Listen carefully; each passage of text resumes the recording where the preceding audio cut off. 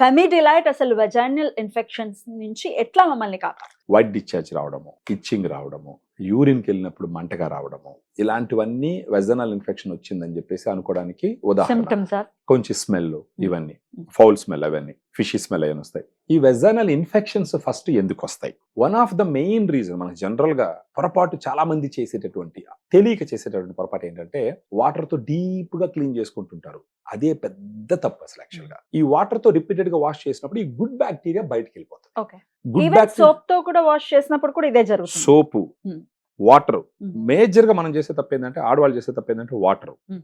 తర్వాత సోపు, వీటన్నిటితో పాటు స్ట్రెస్, టూ మచ్ స్ట్రెస్ ఉండే కానీ వెజనల్ ఇన్ఫెక్షన్ వస్తుంది. Oh. వాళ్ళ ఇమ్యూనిటీ కాంప్రమైజ్ అవుతుంది, బ్యాడ్ బ్యాక్టీరియా అక్కడి నుంచి గ్రో అవుతుంది. వెజైనాలో గుడ్ బ్యాక్టీరియా కౌంట్ తగ్గింది కాబట్టి బ్యాడ్ బ్యాక్టీరియా ప్రజ్వరిల్లుతుంది అని చెప్పేది మనం గుర్తించాలి. Right. అలాంటి సమయంలో ఏం చేస్తుంది అంటే, మీరు ఫెమిడిలైట్ డైలీ ఒక క్యాప్సూల్ నైట్ గాన భోజనం తర్వాత తీసుకుంటూ ఒక 3 months కంటిన్యూస్ గా వాడుకొని, తర్వాత ఇంకో 3 months మెన్సెస్ డే నుంచి 10 days, మళ్ళీ మెన్సెస్ డే నుంచి 10 days, మళ్ళీ మెన్సెస్ డే నుంచి 10 days వాడుకుంటే మళ్ళీ ఇన్ఫెక్షన్స్ రాకుండా కంట్రోల్ చేసుకునేదానికి అవకాశాలు ఉంటాయి. ఫెమిడిలైట్ లో 2 రకాల స్ట్రెయిన్స్ ఉంటాయి. Lactobacillus rhamnosus HN001, Lactobacillus acidophilus LU14 అని. ఈ 2 స్ట్రెయిన్స్ యూఎస్ నుంచి ఇంపోర్ట్ చేయడం జరిగింది. ఈ 2 స్ట్రెయిన్స్ ఏం చేస్తాయంటే వెజైనాలో pH ని 3.5 నుంచి 4.3 మధ్య మెయింటైన్ చేస్తాయి. ఇప్పుడు antibiotics, anti fungals, vaginal washes తీసుకుంటే ఏమవుతుందంటే అవి బ్యాడ్ బ్యాక్టీరియాని చంపుతాయి, వాటితో పాటు గుడ్ బ్యాక్టీరియాని కూడా చంపుతాయి.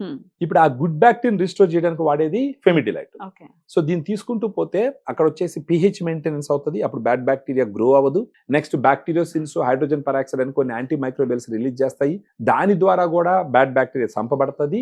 ఈ రకంగా ఏం చేస్తుంది అంటే వెజైనాలో ఉండే ఇన్ఫెక్షన్స్ తగ్గుతాయి. మనకు ఆ సిమ్టమ్ రిడక్షన్ ఎప్పుడు తెలుస్తుంది అంటే కనీసం 1 నెల గడిస్తే ఫస్ట్ తెలిసింది దూరం తగ్గడం తెలుస్తుంది.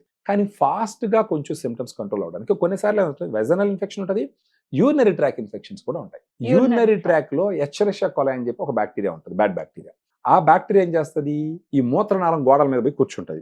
ఒకసారి బ్యాక్టీరియా ఒక హోస్ట్ మీద కూర్చునిందంటే మైక్రో ఆర్గానిజమ్స్ మల్టిప్లై అవుతాయి. మల్టిప్లై అయితే ఇన్ఫెక్షన్ పెరుగుతుంది.